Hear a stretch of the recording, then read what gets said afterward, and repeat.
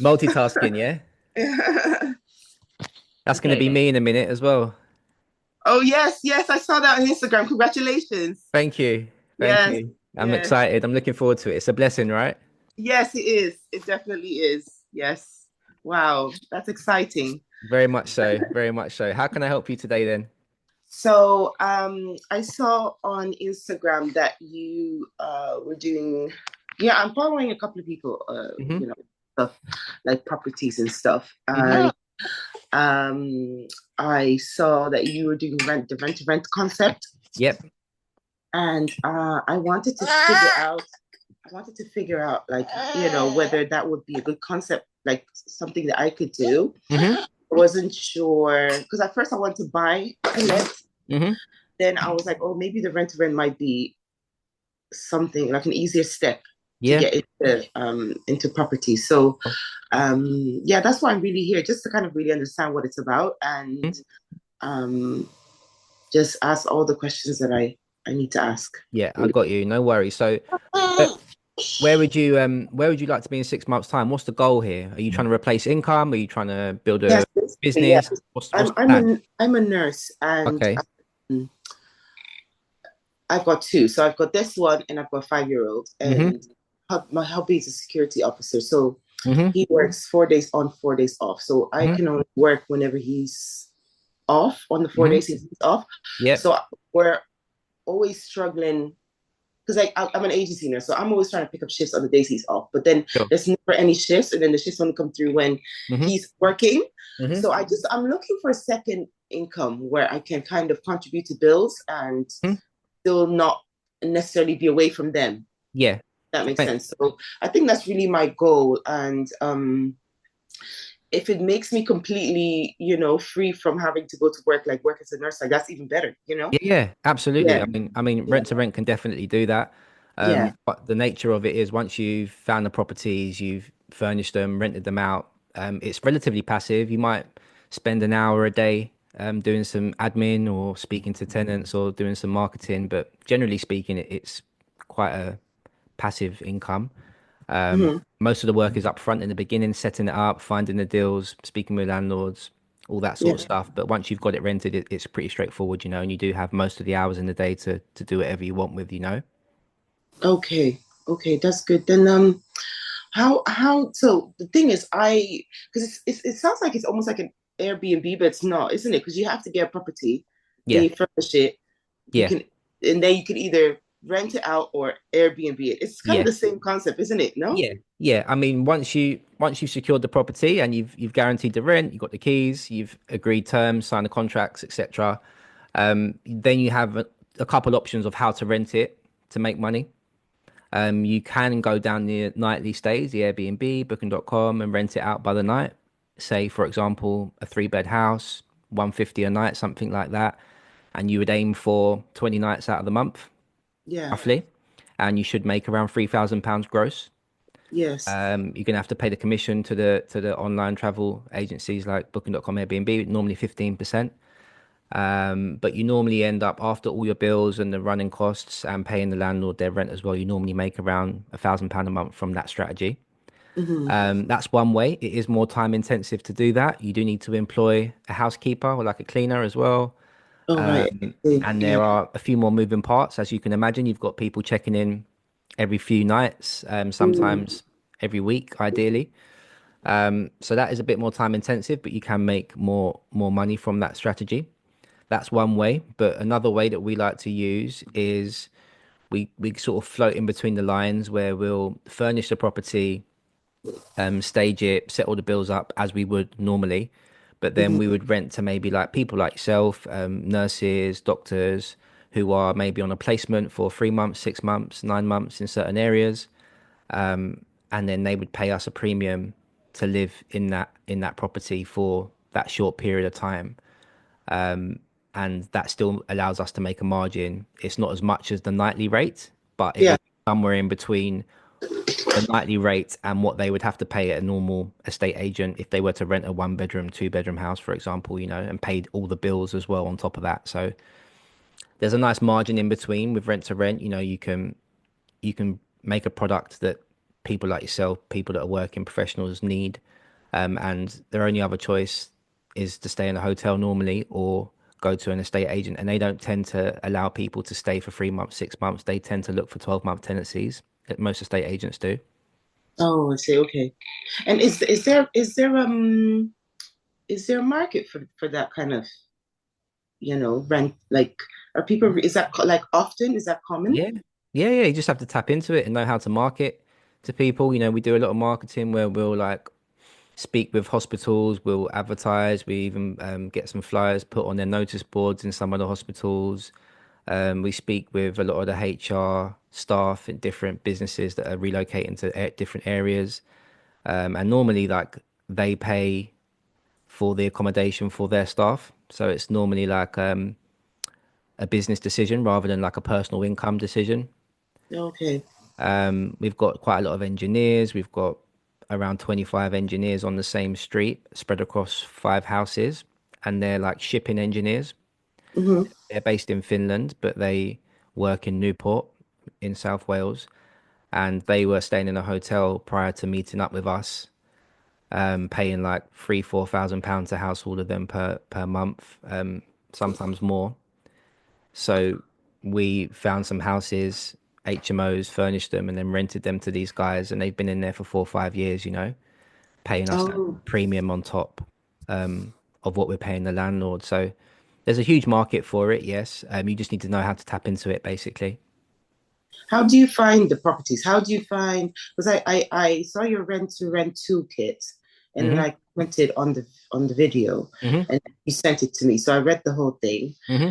and I know you have to kind of tap into their pain points, Hmm. isn't it? Like you Yeah, kind of have to yeah, figure out exactly. what is the landlord struggling with, and how can you help? So Yeah.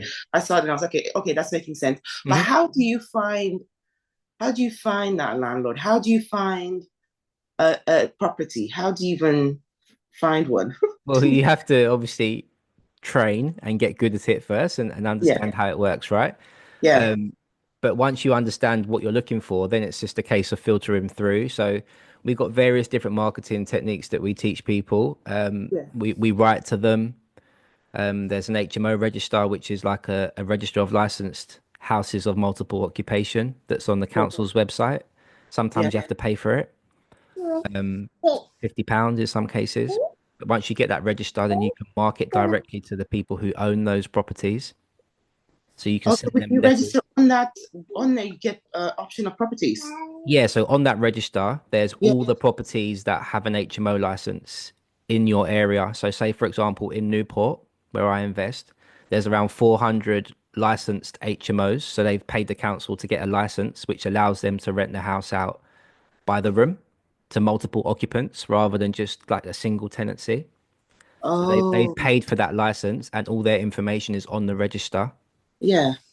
So where they actually live now, the landlord of those houses is on the register. So we write to those landlords with our offer, offering them a guaranteed fixed rent with hands-off sort of solution to landlording. So that makes it much easier then, isn't it? So you don't Of really have course. to go online or write to I move mean, and figure I out. mean, you do that as well. We have Oh, okay. we have techniques where we go on Rightmove, we use more like Gumtree, Open Rent, Facebook, different portals like that where the landlord might be renting directly on those portals rather than through an estate agent, Okay. because that can be Okay. more difficult to go through an estate agent. Oh, okay. Okay. Yeah. So we do use those portals, but generally speaking, we send a lot of letters, we do a lot of marketing in other ways. And we try and target the landlord directly rather than going through the agent, and we sort of reveal the pain points to them. Normally they're in their 50s, 60s. They're probably tired of landlording themselves. Maybe they've had tenants who haven't paid, or maybe they've been working with estate agents who've charged them lots of fees every time they to find a tenant. So we try and get them onto a phone call after the marketing, and then we have that conversation, and then we see if we can work together. Basically, it's normally someone who has more than 3 or 4 properties, normally someone who's closer to those 50, 60 sort of age, and they're just looking for a hands-off solution. Mm. Sometimes their mortgage is paid off, um, or there's not much left on it. Oh, yeah. and they're And just they looking want for freedom. someone. They're just Yeah, looking to be okay. Great. That makes sense. that makes sense. Yeah. How what do you do? So the corporate strategy with rent to rent, because they are doing only like you only do corporates, right? You don't do private renting. Depending what you mean by corporate. I mean, we rent to So I professional think you tenants. said corporate in terms of you go to businesses who are Yes, paying the rent for the employees. yes, So correct. that But way we yeah. correct. But we do rent. We do have some houses that are rented to individuals as well. What So do you do when a person doesn't pay their rent? well, the nature in which we rent to people, it doesn't really allow that to happen because we don't we don't rent to people that are going to come and stay for a year at a time. We don't even charge a deposit. So the nature of our stays, when you come and stay with us, is normally like a rolling agreement. Um, Mm. if they book on Booking.com or Airbnb, for example, there's no contract at all. So they Oh, just really? yeah, they just pay That's for their great. yeah. I mean, they pay for their time and then they leave. Also, but do they, so say if it's a company and they pay, would they pay you 6 months upfront then? Sometimes, yeah. But if they, when they don't, how do they always guarantee the rent to you? Because, I'm just trying to think to, like 10 years ago when I first Mhm, started nursing. And I remember one of the nursing charges, she's quite senior to all mhm, to all of us. And mhm, I remember she was in staff and visibly upset. And mhm, um, in the staff room, everybody's just kind of talking about their problems. mhm. And I have this lady, and she's got 4 kids, and she's not paying her rent, and for months on end now, and we're Yeah, struggling, and we're yeah, having to pay the mortgage, and I just remember her I never forget it, and yeah, it always plays in my mind, and I just yeah, wonder how it happened in the end with her. But how do you deal with that? yeah. Because Well, I couldn't afford a second, um, of course, you of know. course. I think you're thinking more from like a problem standpoint where we're a business, right? We understand how to troubleshoot these problems. I Okay. think normally with landlords who maybe have one or two properties, they're not, I would say, professional businesses in terms of they're not really running it as a business. They run it around their busy day jobs, their lives, probably have families as well. And normally they'll rent to traditional tenants on like a yearly contract. They might charge them a deposit, and they don't really do much checking in with the tenant after that. It's quite like you're paying the rent, they leave them to it. And sometimes that can create issues if the tenants, for whatever reason, gets laid off work or they don't manage to do as much work as they hoped in that month and they haven't got the money for the rent. And then because the communication isn't clear between them and the landlord, because the landlord doesn't want anything to do with the tenant, um, Mm. sometimes the rent can start to go into arrears and then it can build up and then all of a sudden the landlord hasn't got their rent, and because of the new rules that are coming into play, they can't actually evict the tenant for 4 months, Yes, 6 months. just saying that. Yes, Yeah, yes, yeah, yeah. So that sounds like that sort of situation that happened there. uh, yeah, yeah. we don't work like that at all. Once we've rented the place from the landlord, furnished it, staged it, we're looking for people that are going to come and either pay us 2 months up front and stay for 2 months and leave, Oh, or people that are going to do like a monthly rolling agreement. And oh, as soon as they need to leave, they go. So the nature of coming to stay with us is it's not your home. It's like a home away from home normally. Sometimes they oh. stay from Monday to Thursday and then they go back to their actual home. So it's like more of a serviced accommodation, home away from home, rather than an actual place where they move all their furniture in, and see it as their actual home. Mm. Oh, I see. I see. I see what you mean. It's Okay. temporary, is my point, Temporary. basically. Oh, oh, I see. Okay. Um, so what would the startup cost be? Because you said something about, I saw somewhere it says you can, if you have £5,000, you can make, was it £900? If you Yeah, spend £5,000, you can make yeah, 900 yeah, something.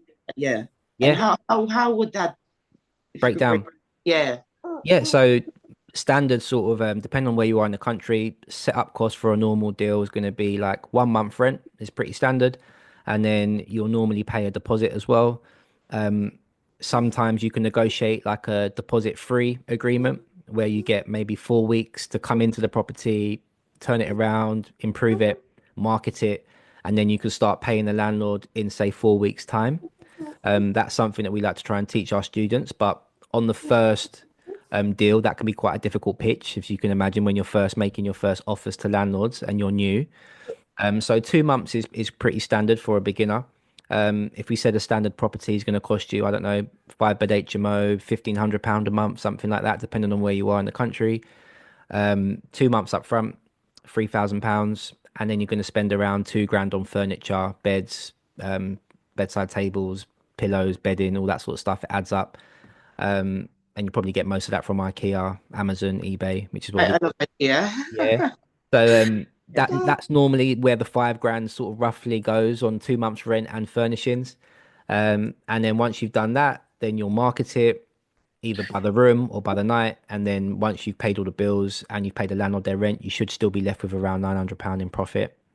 We've just done a deal literally a couple of weeks ago, and we're paying the landlord £800 for a 4 bedroom house in Wales, and we've just rented all the rooms out individually, um, Mhm. and collectively the rent's around £2,200 is what we collect. So the rooms are going for like 500, 525, 550, and we collect around 2,200. Pay the landlord £800. We pay the running costs, which is the gas, electric, water, Wi-Fi, etc., council tax as well, and then we're left with around £900 in profit. Oh, so you pay all the bills as Yeah. well. Yeah, Okay. we pay all The the bills bills are because not that's. their responsibility. Yeah, because that's how it works. Remember, when we're selling it to our professional tenants or guests, all the bills need to be included in it because that's what they want. They don't want to come and set up the bills in their name because they're only going to be there for 3 months, 6 months, 9 months. They just want somewhere where they can come. Everything's in there for them. It's convenient. It's affordable. Furniture's in there. Wi-Fi set up. They don't have to worry about setting up any of the gas, electric, water. That's all done for them. And for that, they're happy to pay a premium, basically. Mm, mm. No, that makes sense. One more question. So Hmm. when you do the 2 months, say if it's a rolling contract, say you have a company that gives that maybe says, okay, I need accommodation for a couple of nurses for 2 months. Hmm. And then when 2 months is up, is it easy to get another Yeah. replacement? Will there Again, be a void period? yeah. No, there'll be you have to market proactively. So if you know someone's like we've got a nurse that's leaving one of our houses that we own, actually, she's leaving next month, but we've already got that house on the market being advertised a month in advance. And we've already had 4 or 5 people go and view it. And Oh, there's 2 people that have handed in all of their information today. So contract of employment, proof of income, bank statements, and they're on a placement similar to the lady that was in there. They're carers that are working in the area. So they're just going to take her room. She's going to leave. They're going to go in. So it's just a case of filling gaps. And if you're proactive with the market, with the marketing, then you shouldn't really have many void periods at all. okay. Okay. So Such when a you say house marketing, that will be on Facebook and all of those places like Gumtree and right. everywhere. Everywhere, yeah. The more leads you can get, the more you can advertise it. With obviously good advertising as well, good photos, good videos, which we show you how to do. The more proactive you can be with that, the more leads you get, the more viewings you can arrange. You can send videos to people so they can do like video walkthroughs. Some people are different parts of the country and they don't even want to view it in person. They'll just look at a video walkthrough and send the money. Oh, Once they're happy with you and they can see that it's you are who you say you are and you have a proper business set up, then there's such an accommodation housing crisis in the UK at the moment that if you have housing, whether it be controlling properties with rent to rent or owning properties with buy to let, if you're fortunate enough to be in that position, then you're always going to have people who want your product, who want to stay there. oh. It's just a case of marketing it properly, pricing it fairly, and being pretty on top of it. Who's responsible for fixing stuff in the house? Will it be the us or the landlord?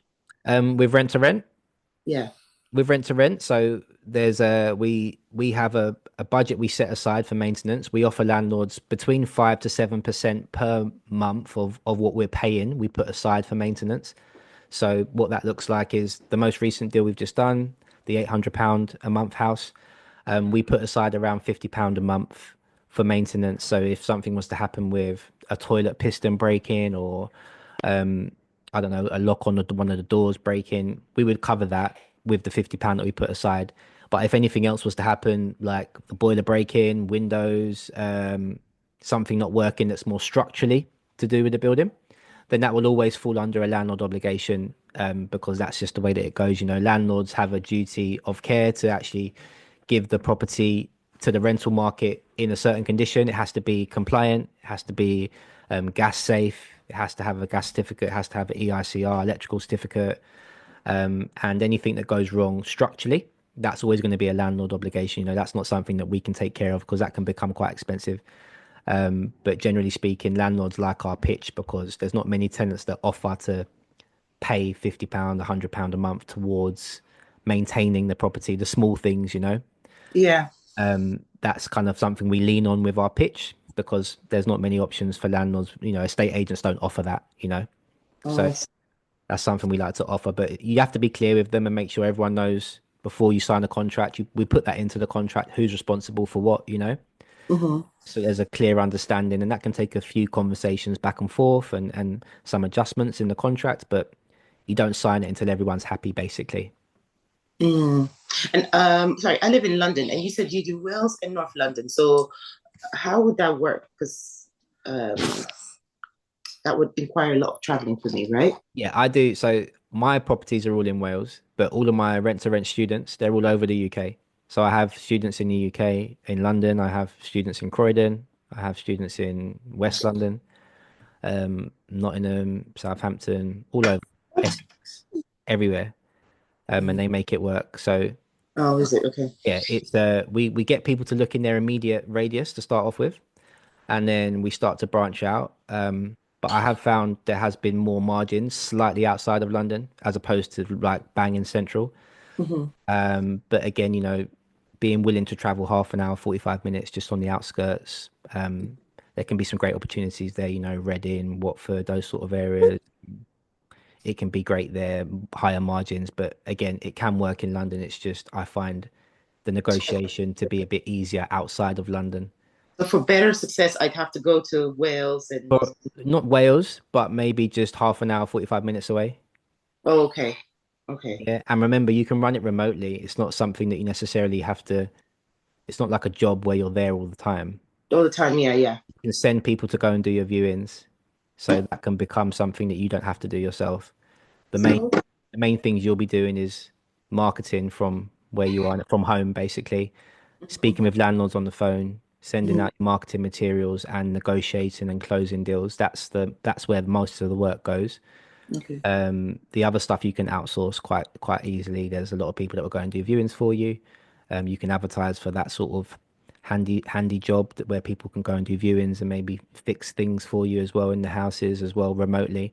You just have to know how to market and advertise for those jobs, but we show you how to do that as well. So it's not something where you physically need to be there, but maybe just for the first to get it off the ground, you might need to spend a bit of time in that area. But once Area, yeah. once you But get once it's sorted, then I don't have to go no, there. no, I haven't. I go to Wales once a quarter, maybe for 3, 4 times a year. Oh, okay, okay. Oh, that's not bad. That's good. Yeah, Okay, it's fine. cool. Nice to get out of London sometimes as well. Isn't it? Yeah. Oh, you live in London as well? Yeah, yeah, I'm in South London. That's where I live. Yeah, my all my Oh, house. lovely. Oh, okay, okay. No, I never from your videos. I could never tell where you were based. Yeah, Yeah. but Well, I'm generally here most of the time. I back and forth Caribbean. St. Vincent is where my family's from, so we've got some land and out there. So oh, right. Okay, okay. I'm either there in London or in Wales. You know, I'm sort of between the three. Oh, cool, perfect. So, how do I? So, what do I do to sign up? Or Yeah. is there a high success rate in this? So once you sign up, because you know some of these courses you sign up and it's like Yeah, there's of this rate. course. Yeah, I hear this all the time. I mean, Yeah, there's a high success rate for anyone who wants to make it happen, you know? Like yeah. all of my successful students, I don't know if you've seen all our testimonials on YouTube, a few Mm, on there. Those people, they can and they turn up and they get coached by me every week and mhm. they're very active on the actual work that needs to be done and they follow the steps that I set them. So if you follow the steps that I set you and Yeah. do the work and you turn up to the calls and you commit to it 100%, then it's pretty inevitable that you'll get the result, you know, like this most recent deal I've done, I've been working with the students and doing trying to find my own deal from the start of the year and it's taken me like 10 weeks to get this most recent deal and I'm speaking every day in the group people do exactly what I'm doing. So the people that are now very close to getting their first one, who've started working with me a couple months ago, they've been Yes. following what I've been doing. Oh, I see. Okay. If you follow what I do and you commit to it, then it's inevitable you'll get the result because it's working for me. So why wouldn't it work for you, right? Okay. It's just the people who go in sort of tentative and they try a little bit and then they get distracted or they give up. Those people do very well. Oh, I But the see. people that focus and they actually want the result and they actually commit to the work and they turn up every week, those people Mm. do well. Depending on which type of person you are, only you know. Yes. But I give you every possible chance of success, and I will push you and hold you accountable and set you tasks every week. Yeah. Um, it's down to you, you know. It's down to whether you believe that you will commit to it or not. If you do, then you'll win, you know. Right. Okay. It'd be great to work with you. I think you'd be a good candidate for it. I think you could do Yeah. Yeah. I'm really looking to just get out of going to work. I want yeah, something like, yeah. financially, I want to be financially free, but also like physically free. I don't want to Yeah. have to exchange my time You for don't even, money. I understand that completely. That's exactly how Yeah. I was. I'm so excited now that I get to start with my family now as well, and I'm going to be able to be present with them. Like I'm not going Yeah. to. You can be home with your baby all the time I'm now. just going to be daddy daycare. I'm going to be doing exactly what Yeah. you're doing, you know. So that's something that is very important to me to be able to be present Yeah. and to make money, but not have to necessarily trade my time for it. So I Yeah. love teaching people how to do the same, and it's so liberating. And I think it's probably the best way to live. So yeah, I understand exactly why you'd like to be in that situation, and I think I can get you there.